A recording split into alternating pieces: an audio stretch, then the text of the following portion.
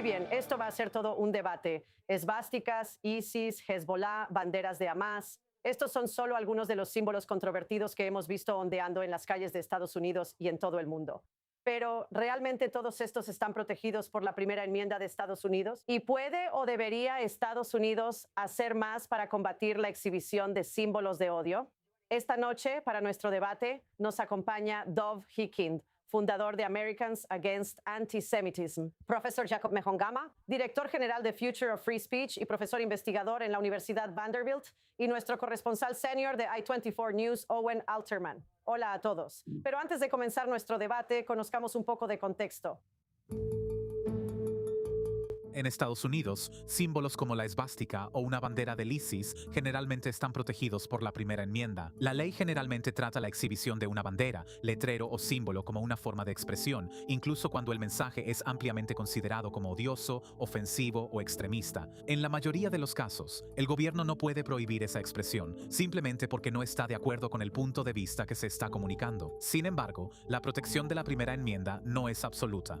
Una exhibición puede volverse ilegal si forma parte de una amenaza real, intimidación dirigida, incitación a la violencia inminente o apoyo criminal a una organización terrorista. Las autoridades también pueden hacer cumplir reglas neutrales relacionadas con permisos, ingreso no autorizado, seguridad pública y el uso de propiedad privada. Esas reglas generalmente deben aplicarse a todos los grupos en lugar de dirigirse a un mensaje político o ideológico específico. Los partidarios de amplias protecciones a la libertad de expresión argumentan que darle al gobierno el poder de prohibir ciertos símbolos podría eventualmente afectar otras formas de expresión controvertida. Los críticos argumentan que algunos símbolos tienen una conexión tan fuerte con la violencia, la persecución o el terrorismo que exhibirlos puede causar un daño real incluso sin una amenaza explícita. ¿Proteger la libertad de expresión también requiere proteger los símbolos de odio?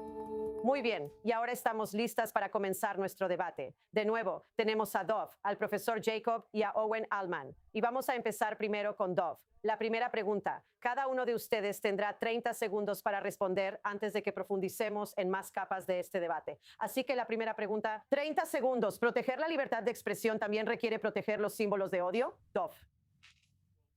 Bueno, la respuesta en este país es obviamente sí, y no tengo problema con eso, aunque detesto algunos de esos símbolos. Pero por otro lado, el gobierno tiene la responsabilidad de proteger a todos los ciudadanos, no solo a las personas involucradas en esas horribles banderas o que dicen cosas que pueden resultar en violencia dirigida contra las personas. Así que apoyo, no quiero hacer nada. Eso es lo que hace grande a Estados Unidos. Es la libertad de expresión, pero debemos hacer todo lo posible para proteger por igual a las personas en nuestras comunidades. Muy bien, vamos a continuar ahora.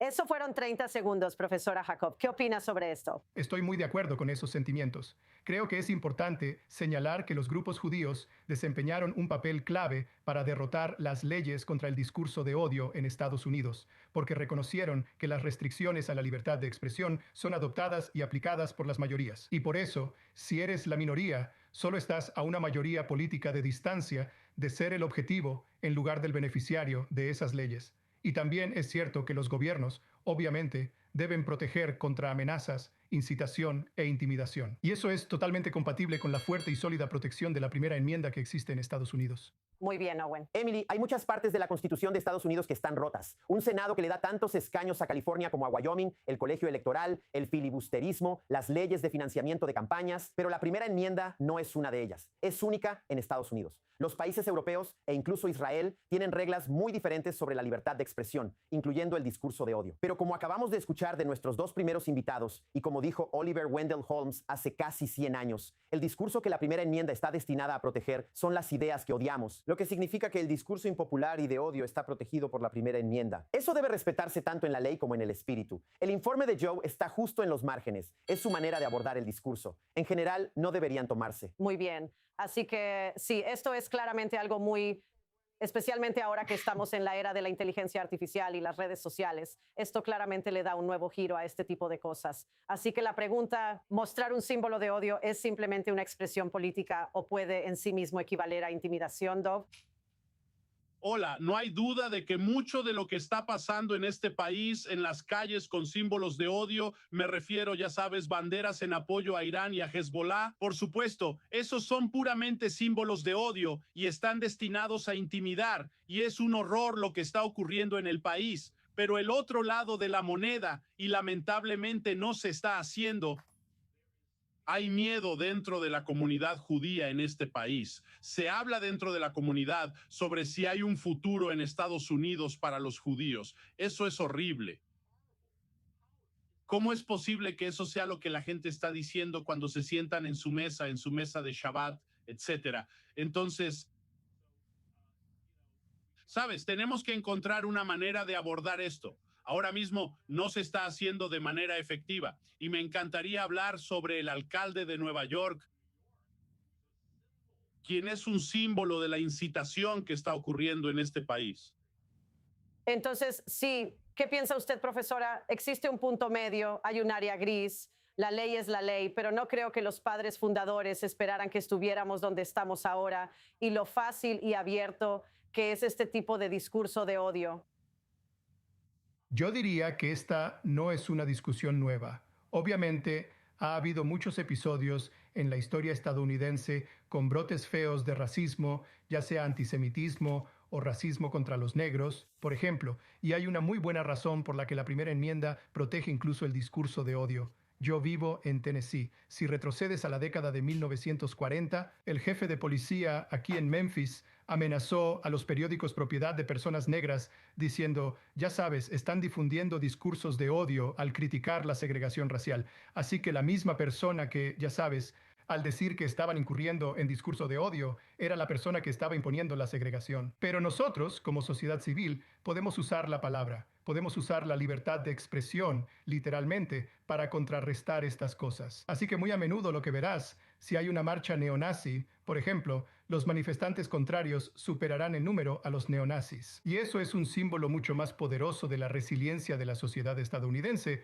en lugar de darles a estos neonazis, ya sabes, la atención que los convierte en mártires al arrestarlos, por ejemplo. Y si miras a Europa, quiero decir, Europa tiene leyes cada vez más estrictas sobre el discurso de odio, pero no diría que la situación para los judíos en Europa es mejor o más segura que en Estados Unidos. Sí, ¿y tú qué opinas? Escucha, considerando todo lo que hemos escuchado, Emily, no es solo la sociedad civil la que puede y debe salir a protestar y contraprotestar. Son los propios líderes políticos. A menudo hay una confusión porque la primera enmienda permite la libertad de expresión que los líderes políticos tienen que mantenerse al margen. Deben mantenerse al margen en cuanto a no prohibir el discurso ni tomar medidas en su contra. Eso sería inconstitucional, pero aún pueden usar su tribuna pública para pronunciarse en contra. Y volviendo a lo que Dov Hikind decía sobre Zoran Mamdani, no estoy, por un lado, en el grupo que piensa que Mamdani es por definición antisemita, pero Zoran Mamdani a menudo trata a los neoyorquinos judíos como sus vasallos. ¿Qué dice él? Básicamente dice, los protegeremos. Me aseguraré de que haya suficiente seguridad para protegerlos. Eso no es suficiente. No basta con que él diga, los protegeremos. Ustedes son, en esencia, mis vasallos y los protegeremos. Él mismo necesita salir y pronunciarse en contra de los discursos que son antisemitas, incluso si es un discurso disfrazado de discurso anti-Israel. Y es cierto que no todo discurso anti-Israel es antisemita, estoy de acuerdo con eso, pero él puede hacer más para que Dov Hikind y el millón de judíos que viven en los 5 distritos se sientan más cómodos. Eso es coherente con la primera enmienda. Incluso es coherente con sus posturas duras contra Israel. No ha hecho lo suficiente. ¿Puedo decir algo sobre el profesor? Nunca habíamos tenido algo como lo que enfrentamos hoy en Estados Unidos, punto. Esto es diferente a cualquier cosa que haya pasado antes. Y específicamente sobre Mamdani, el exgobernador David Patterson y yo hemos enviado una carta al fiscal general. Hace un par de días pasé media hora hablando con el jefe de la División de Derechos Civiles del Departamento de Justicia, Harmeet Dillon. Estamos pidiendo una investigación y que se aborde la incitación y la violación de los derechos civiles por parte del alcalde de Nueva York. Cuando alguien es apuñalado en Nueva York, el alcalde no está clavando el cuchillo en el cuerpo de un judío, pero sí es responsable hasta cierto punto y está obsesionado. Nunca hemos visto algo así en este país. Y el hecho es que Mamdani no es un ciudadano particular. Las reglas no son las mismas para el alcalde Mamdani y otros funcionarios electos que están causando el tipo de odio que nunca antes habíamos presenciado. La gente está hablando sobre si hay un futuro en Estados Unidos. No. Sí lo hay, pero da miedo lo que está pasando y necesitamos ser duros al respecto. Otra parte de esto es que la comunidad judía necesita endurecerse de una vez. También necesitamos protegernos nosotros mismos. Tenemos que dejar de suplicar. O sea, hace una semana, ya sabes, los líderes judíos, los llamados líderes judíos, decían cosas como que teníamos que lograr que el alcalde bajara el tono. ¿Un 10%? ¿Un 20%? ¿Cómo que bajar el tono? Tenemos que ser duros, fuertes y orgullosos. Y lo somos totalmente. No hay liderazgo, no tienen idea de cómo manejar las cosas. Y las cosas solo van a empeorar. Lamento decirlo, solo Dios sabe qué pasará la próxima semana en Estados Unidos, en Nueva York, por el odio, la obsesión del alcalde de Nueva York con Israel, el sionismo, etcétera. Está fuera de control. De verdad lo está. Profesora, volviendo a usted, ¿dónde debería trazarse una línea legal entre el discurso ofensivo y una amenaza genuina? Porque la línea claramente se está desdibujando cada vez más en comparación con años anteriores. No, yo creo que la primera enmienda hace un muy buen trabajo al delimitar eso. Así que, de nuevo, como si dices algo horrible sobre los judíos, eso estará protegido. Pero no tienes derecho a, ya sabes, vandalizar una sinagoga o acosar o intimidar. Hay leyes para eso. Hay leyes para contrarrestar eso. Y por supuesto, esas leyes deben aplicarse. Pero no es así. No es el caso que la primera enmienda sea carta blanca para la violencia real, amenazas, intimidación o incitación. Así que en ese sentido creo que la ley estadounidense lo hace bien.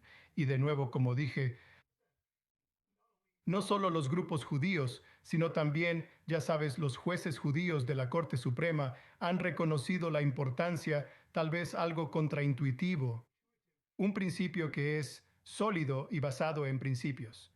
La libertad de expresión, incluso para ideas de odio, incluso para personas odiosas, son esenciales para la protección igualitaria de todos los judíos, no judíos. Todos los estadounidenses, básicamente. Sí, ¿y qué hay de eso? Hablemos de nuevo, como decíamos, de la responsabilidad de los políticos. Por supuesto, la primera enmienda es la primera enmienda, pero ¿no debería haber alguien que sea el adulto responsable y tal vez ofrezca un poco de sentido común en lugar de no hacer nada? Estoy volviendo al tema, ya sabes, las sentadas en Columbia. Claro, Mamdani aún no era el alcalde, pero el no decir nada solo lo empeora. ¿Crees que hay una obligación moral para que los líderes locales hagan algo? Pero sí, yo sí. Creo que ayuda muchísimo cuando los políticos, especialmente los más poderosos y visibles, toman una postura sobre estos temas. El problema, por supuesto, es que Estados Unidos en este momento está extremadamente polarizado y que temas como Israel y Palestina son sumamente divisivos y la gente los ve desde perspectivas muy diferentes. Y eso hace que sea difícil para los políticos de ambos lados elevarse por encima de eso y tomar una postura a favor de lo que podrías llamar una concepción universal de que todos tengan los mismos derechos. Así que, obviamente, en los Estados Unidos de hoy hay un fracaso político, en el sentido de que la retórica está extremadamente polarizada y hay muy poco interés en reconocer la humanidad del otro lado. Y eso es un problema, pero eso no se puede legislar. Oh, Y ¿y por tú qué cierto, piensas? Sí. yo diría que hay un doble estándar cuando se trata de la comunidad judía. Imaginen si manifestantes del KKK vinieran a Nueva York a marchar por ciertos vecindarios o manifestantes anti-gay o alguien así. Si el odio estuviera dirigido hacia cualquier otro grupo que no fueran los judíos, tendrías una reacción masiva por parte del Partido Demócrata y de muchos de los líderes judíos liberales. Pero cuando se trata de la comunidad judía es muy, muy diferente. Ya sabes, es como, sí, tenemos que hacer todo lo que podamos con el alcalde. Después de todo, oye, vamos, ya sabes, sabes, los que odian, dejemos el odio a un lado. Necesitamos conseguir fondos del alcalde. Eso es más importante. Tenemos que ir a Gracie Mansion, abrazarlos y comer cheese como son, como pasó recientemente. Tienes que tratar con el alcalde. Pero este alcalde es un islamista radical que ha creado más odio que cualquier otra persona que conozco hoy en día, con su sonrisa, una sonrisa de $1 millón. Él es una de las personas más peligrosas de este país. Tiene un doble rasero cuando se trata de los judíos. ¿Qué hay de nuevo? Algo nuevo. Esa es la historia de nuestra historia. Pero nosotros, de nuevo, despierten, judíos. Necesitamos ser fuertes, necesitamos ser duros, necesitamos estar orgullosos. Y sí, apoyamos a la policía, pero necesitamos aprender a defendernos.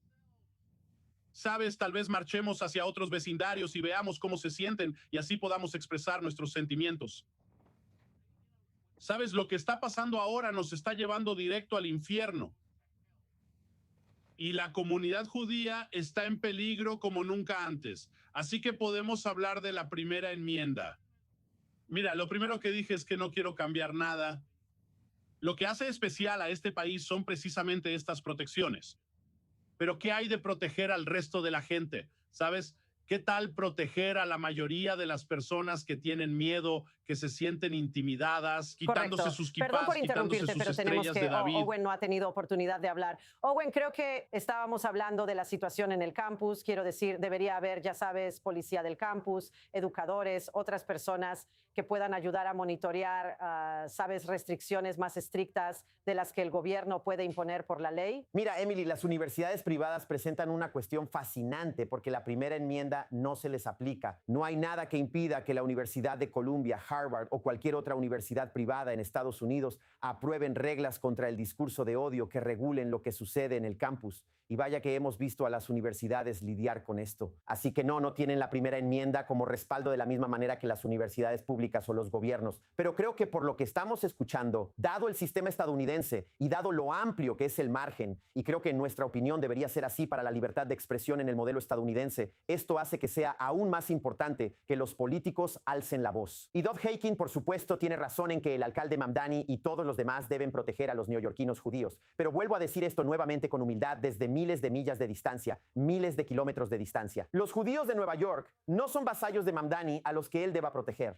Creo que esto es a lo que se refiere Dov Hikind. Él necesita liderar y establecer límites sobre lo que es un discurso aceptable, no sobre lo que es legal decir. El discurso debe permitirse bajo la primera enmienda, pero eso no lo hace aceptable, eso no lo hace normativo. Y debido a la plataforma de influencia que tiene Zohran Mamdani, él tiene el poder y la capacidad de hacer eso y de establecer límites. Y creo que la sensación es que simplemente no lo ha hecho de una manera que haga que los neoyorquinos judíos, al menos en la corriente principal, se sientan cómodos. Y eso es una gran falla, es una falla que le repercute negativamente. Y por cierto, Emily, él puede hacer eso sin alejarse ni un centímetro de las posturas que tiene sobre Israel. No se le está pidiendo que cambie su postura sobre Israel por extremas que sean, se le está pidiendo que haga más para llegar al corazón de los neoyorquinos judíos y no solo decir que los protegerá. Muy bien, casi se nos acaba el tiempo. Tenemos 30 segundos para responder a esto. ¿Deberían las instituciones privadas hacer más? Profesora, usted primero. Bueno, creo que una de las cosas, como se dijo correctamente, la primera enmienda no aplica a las universidades privadas. Yo realmente creo que las universidades privadas como Vanderbilt, donde estoy, se benefician más adoptando políticas sólidas de protección de la libertad de expresión, aunque no estén legalmente obligadas a hacerlo bajo la Constitución. Porque si no lo hacen, a menudo vemos que las políticas se usarán de maneras que dañan la libertad académica, que dañan el libre intercambio de ideas. El problema es, y aquí es donde estoy de acuerdo con el punto sobre la hipocresía, cuando vimos esa audiencia en el Congreso donde estaban las presidentas de Harvard, MIT y Penn State, creo, y les preguntaron, ya sabes, sobre si sus políticas protegen la defensa del genocidio. Y de hecho dieron... Se trataba de... contexto. Sí, dieron una respuesta legalmente sólida. El problema era que todos sabían que no aplicaban esos mismos estándares cuando se trataba de, ya sabes, temas LGBT, estudiantes negros y así sucesivamente. Así que creo que las universidades se benefician más al mantener protecciones muy sólidas de la libertad de expresión, incluso para discursos que pueden ser considerados como odiosos y ofensivos, pero tienen que hacerlo de manera igualitaria. Y por supuesto, no tienen que respaldar esas opiniones. Ya sabes, la Universidad Vanderbilt, si alguien llega al campus y dice algo extremadamente racista o antisemita, ya sabes, el rector no tiene que respaldar. Correcto. Él Desafortunadamente puede se nos expresar acabó su el tiempo. desacuerdo. Gracias a todos. Esto fue muy interesante. Desafortunadamente se nos acabó el tiempo, pero gracias a todos por acompañarnos en esta conversación tan interesante. Que tengan una excelente noche todos.